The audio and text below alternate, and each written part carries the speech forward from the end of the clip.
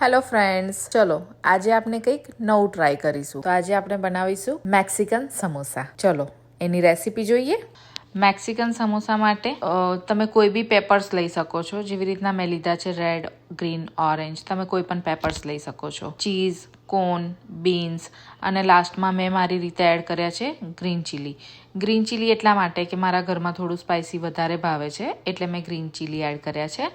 તમે એડ કરી બી શકો છો, સ્કીપ પણ કરી શકો છો. તમે તમારા ટેસ્ટ અકોર્ડિંગ બનાવી શકો છો. હવે આપણે આ બધી સામગ્રીને મિક્સ કરી લઈશું. બધું એકસાથે એક સરખી રીતે મિક્સ થાય એવી રીતના આપણે એને બધું પ્રોપર મિક્સ કરી દઈશું. હવે આપણે બધું જ મિક્સ કરી દીધું છે. એમાં સ્વાદ પ્રમાણે મીઠું નાખીશું. મીઠું નાખ્યા પછી ચીલી ફ્લેક્સ થોડી નાખીશું. ચીલી ફ્લેક્સ તમે તમારા ટેસ્ટ અકોર્ડિંગ સ્પાઇસી કરી શકો છો. મેં ઓલરેડી એમાં ગ્રીન ચીલી નાખ્યા છે, એટલે હું ચીલી ફ્લેક્સ થોડી ઓછી નાખીશ. તમે તમારા ટેસ્ટ પ્રમાણે સ્પાઇસી કરી શકો છો. પછી આપણે એમાં થોડી સિઝનિંગ નાખીશું. જે તમને જેનો ટેસ્ટ સારો લાગતો હોય, જેની ફ્લેવર સારી લાગતી હોય એ રીતના તમે સિઝનિંગ એડ કરી શકો છો.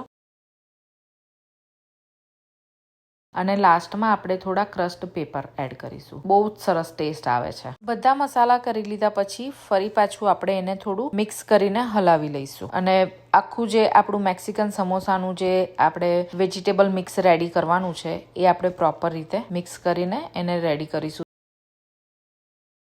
જુઓ, પછી આપણે સ્લરી બનાવવાની છે. એમાં કંઈ જ નથી, ખાલી ઘઉંનો લોટ લઈને પાણી નાખીને એને આટલી પાતળી એવી સ્લરી બનાવવાની છે. બહુ જાડી બી નહીં અને બહુ પાતળી બી નહીં.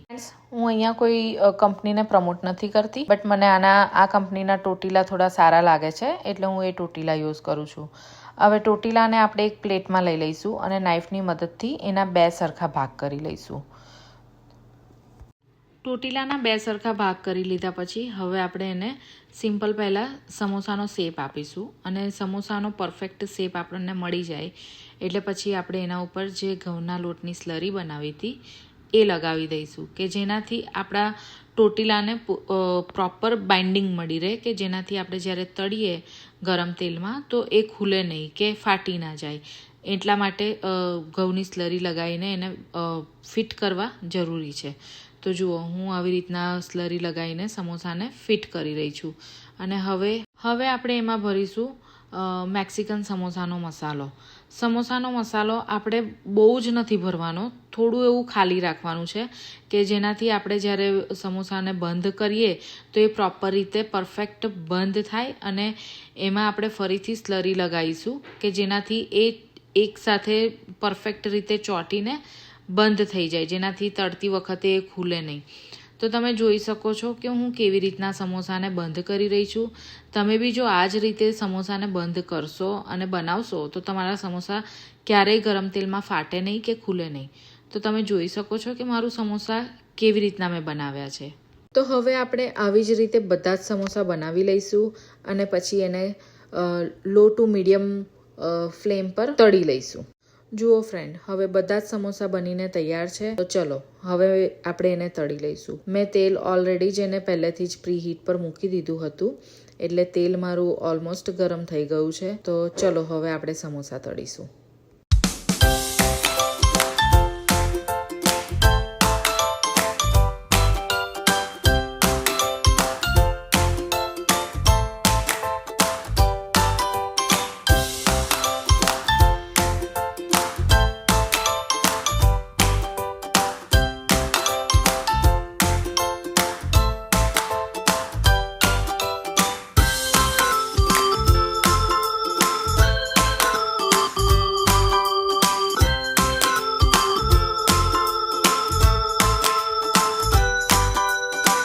ફ્રેન્ડ્સ, તમે જોઈ શકો છો આપણા મેક્સિકન સમોસા બનીને તૈયાર છે. જોતાં જ ખાવાનું મન થઈ જાય એટલા સરસ મેક્સિકન સમોસા બનીને તૈયાર થયા છે.